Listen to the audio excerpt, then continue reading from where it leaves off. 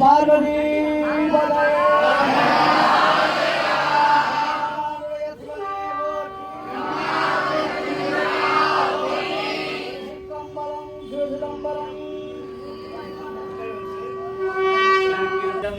ஆடி மாதத்துல வெள்ளிக்கிழமையில பௌர்ணமி வருது சாதாரணமா விசேஷம். இந்த ஆடி மாதம் தை மாதம் வெள்ளிக்கிழமையில பௌர்ணமி வருது, அதை விட விசேஷம். அதிலும் இன்றைய வரலட்சுமி விரதம். இந்த வரலட்சுமி விரதம் என்பது ஆவணி மாதம் கூட வரும். ஆனா இந்த வருடம் ஆடி மாதத்திலே எல்லா பண்டிகைகளும் உண்டாது.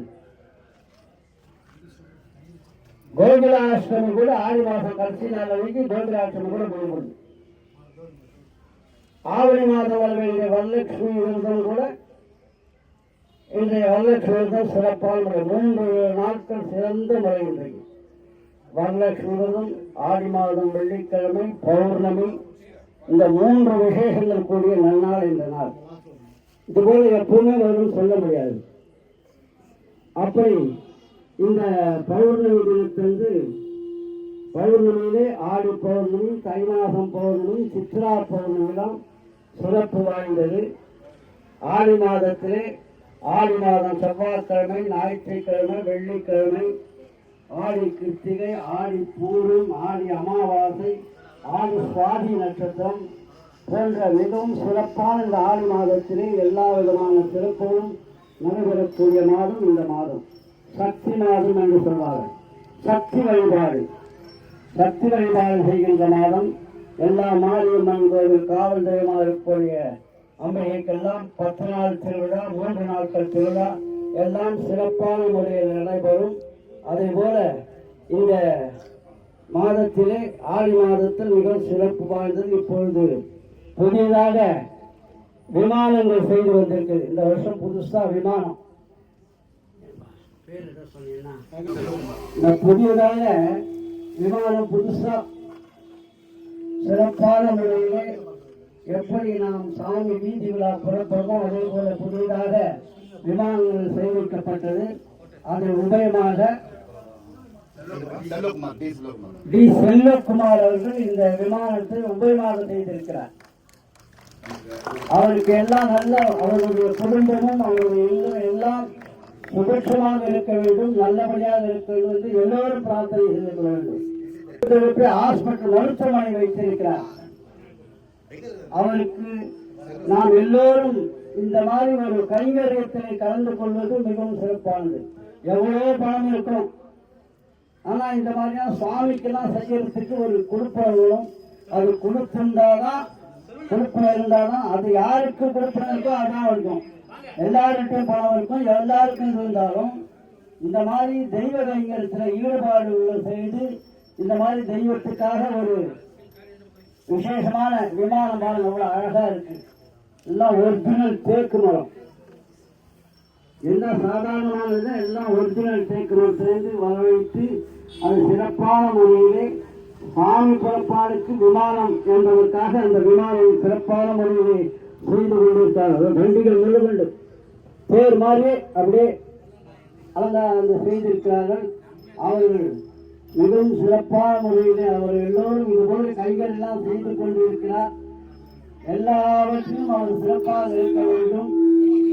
செல்வகுமார் உயர் திரு செல்வகுமார் அவர்கள் இங்கே வந்திருக்கிறார். அவருக்கும் நாம் எல்லோரும் அவரை வாழ்த்தி வணங்க வேண்டும். எல்லோரும் இறைவன் அருளாலே அவர் நோயற்ற வாழ்வை குறையற்ற செல்லமாக நோய்கள் இல்லாமல் இந்த போல நிறைய என்னென்ன செய்யணும்ன்றோ கேட்டு அதை செய்யக்கூடிய பாக்கியங்கள் எல்லாருக்கும் கிடைக்க வேண்டும் என்பதை கேட்டுக்கொள்கிறோம்.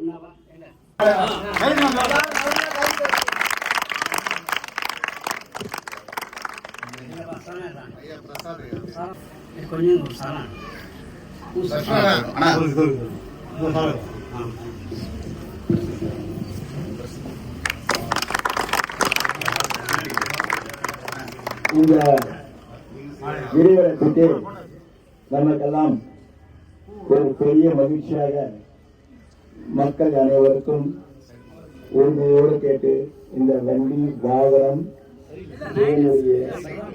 தேரும் செய்து கொடுத்த அண்ணன் டி. செல்வம் அவர்களுக்கு ஊர் சார்பாக இந்த நன்றி தெரிவித்துக் கொள்கிறேன்.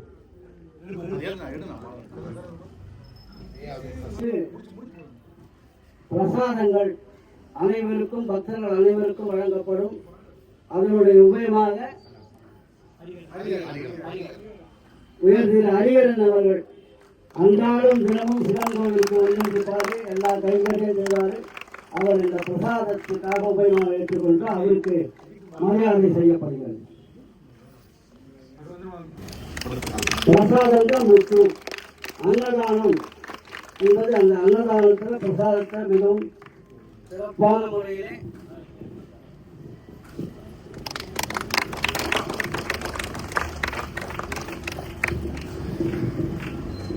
இப்பொழுது ஆடி மாதம் பிறந்தாலே ஆடி ஞாயிற்றுக்கிழமை, ஆடி வெள்ளிக்கிழமை, ஆடி செவ்வாய்க்கிழமை என்றெல்லாம் சிறப்பு வாய்ந்தது. ஆடி கிருத்திகை, ஆடி பூரம், ஆடி சுவாதெல்லாம் சிறப்பு வாய்ந்தது. இப்பொழுது முதல் வீதி வந்தபாடு நன்றாக அடுத்தபடியாக இந்த ஆடி மாதத்தின் சிறப்பை சொல்ல போகிறேன். நம பார்வதி மேலே சிவபெருமான் மனதலிங்கமாக சிவபெருமானை நாம் அலங்கரிப்பது சிவனும் பார்வதியும் சேர்ந்து இன்றைக்கு நமக்கெல்லாம் தரிசனம் செய்திருக்கிறார். நமக்கு எல்லோரும் வரலட்சுமி, லட்சுமி விரதம் தான். லட்சுமி கடாட்சமா இருக்கணும், எல்லாருக்கும் நல்ல லட்சுமிகரமா இருக்கணும். வீடெல்லாம் லட்சுமி, பணம் மட்டும் இந்த பலர் வீடு லட்சுமிகரமா இருக்கணும். இல்லைன்னா எவ்வளவு பணம் வந்தாலும் நிற்காது. அதனால தங்குகின்ற ஒரு என்னைக்கும் லட்சுமி கடாட்சமா இருக்க வேண்டும் என்று எல்லோரும் பிரார்த்தனை செய்து கொள்வோமாக. நம பார்வதி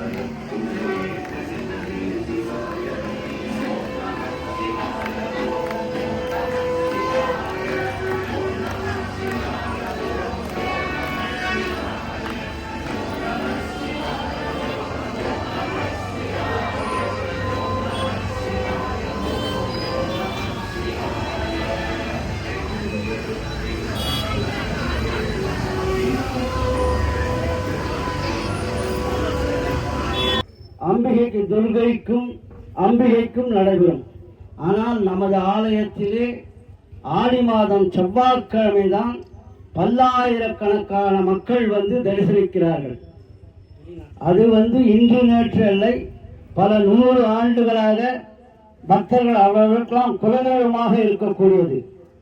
அப்படி இந்த குலதெய்வமாக இருக்கக்கூடிய செவ்வாய்க்கிழமை கோவில், செவ்வாய்க்கிழமை எந்த ஊர்லையும் எந்த கோவிலையும் சிவபெருமானுக்கு வழிபாடு நடைபெறுவதே கிடையாது.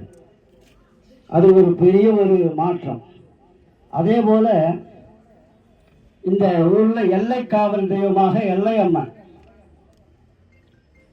எல்லையம்மன் மாரியம்மனுக்கு வெள்ளிக்கிழமை காப்பு கட்டுவாங்க, ஞாயிற்றுக்கிழமையோட உற்சவம் முடிஞ்சுவிடும். ஆனால் இங்கே எல்லையம்மன் காவல் தெய்வமாக இருக்கக்கூடிய எல்லையம்மனுக்கு ஞாயிற்றுக்கிழமை தான் காப்பு கட்டுறது. ஞாயிற்றுக்கிழமை காப்பு கட்டி கரகங்கள்லாம் புறப்பட்டு 3 நாட்கள் தான் திருவிழா நடக்கும், வெள்ளியிலேருந்து ஞாயிறு அதோட. ஆனால் நமது ஆலயத்தில் எல்லையம்மன் ஆலயத்தில் 4 நாட்கள் திருவிழா. காப்பு கட்டுவதே ஞாயிற்றுக்கிழமை, புதன்கிழமை திருவிழா. புதன்கிழமை மாரியம்மனுக்கு திருவிழா என்பது 10 நாள் செய்யும்போது புதன்கிழமை திருவிழா வரும். ஆனால் 3 நாட்கள் வெள்ளிக்கிழமை ஞாயிற்றுக்கிழமை. ஆனால் இந்த எல்லையம்மன் காவல் தெய்வமாக இருக்கக்கூடிய எல்லையம்மனுக்கு 4 நாட்கள் திருவிழா. 4ஆம் நாள் தான் திருவிழா. ஞாயிற்றுக்கிழமை தான் ஆரம்பிக்கிறது, காப்பு கட்டி ஆரம்பிக்கிறது. அப்படி இந்த இந்த ஆலயத்தில் 2 அதிசயமான ஒரு வழிபாடு நடக்கக்கூடிய ஒரு க்ஷேத்திரம் இந்த க்ஷேத்திரம். அப்படி நேற்று தான் எல்லையம்மன் திருவிழா நடந்து ஞாயிற்றுக்கிழமை ஆரம்பித்து புதன்கிழமை தான் 4 நாட்கள் கடவுள்லாம் ஊர்வலெல்லாம் வந்து இந்த புதன்கிழமை என்று திருவிழா மிகவும் சிறப்பான முறையில் நடைபெற்றது. அதே போல செவ்வாய்க்கிழமை சிவபெருமானுக்கும் காவல் தெய்வமாக இருக்கக்கூடிய அம்பிகைக்கு புதன்கிழமையும் திருவிழா நடைபெறுகின்ற ஊர் க்ஷேத்திரம் இந்த ஊர் க்ஷேத்திரம் தான். வேறு எங்கேயுமே இருக்காது. செவ்வாய்க்கிழமைக்கு சிவகோயிலையோ இல்லை 4 நாட்கள் திருவிழா நடக்கிற ஆலயமோ கிராம தேவதைக்கெல்லாம் இருக்காது. 10 நாட்கள் இல்லை 3 நாட்கள். அதுவும் வெள்ளிக்கிழமை ஆரம்பிக்கும், ஞாயிற்றுக்கிழமை முடிஞ்சுவிடும். ஆனால் இங்கே ஆரம்பமே ஞாயிற்றுக்கிழமை, முடியும் புதன்கிழமை 4 நாட்கள். அப்படி இது எல்லா ஊரிலும் எல்லா க்ஷேத்திரமும் நடக்கக்கூடிய ஒரு மாற்றுதலுக்கு தனிப்பெருந்தகையாக விளங்கக்கூடிய இந்த க்ஷேத்திரம் அகத்தீஸ்வர பெருமானும் ஸ்ரீ தேவி மாரி மகனாயம்மனும். இந்த அகத்தீஸ்வர பெருமான் சொல்லாமிகை செவ்வாய்க்கிழமை வழிபட்டாலே பக்தர்கள் ஆயிரக்கணக்கிலே வருவார்கள். காலை 4 மணி முதல் இரவு 11 மணி வரை விடாமல் பக்தர்கள் வந்து கொண்டே இருக்கிற ஒரு செவ்வாய்க்கிழமையில இந்த ஆலயம்தான். அப்படி இந்த செவ்வாய்க்கிழமையாக விளங்கக்கூடிய இந்த அங்காரக க்ஷேத்திரம் ஸ்ரீ சொல்லாமின் அகத்தீஸ்வர பெருமானை நாம் மனதார நினைத்து, இந்த எல்லையம்மன் காவல் தெய்வமாக இருக்கக்கூடிய அம்பிகையும் நாம் நினைத்து நல்ல நோயற்ற வாழ்வை குறையற்ற செல்வமாக நோய் நொடி இல்லாமல் இருக்க வேண்டும் என்று அம்பிகை எல்லோரும் சிவபெருமானையும் பிரார்த்தனை. வரலட்சுமியோரும் மகாலட்சுமி வித்மஹே விஷ்ணுபத்ரி தீமஹே தன்னோ லக்ஷ்மி பிரயோஜாத். மகாலட்சுமி நமக்கெல்லாம் லக்ஷ்மி கடாட்சம். வீடு நிரந்தரமாக நல்லா லக்ஷ்மி கடாட்சமாக இருக்க வேண்டும்.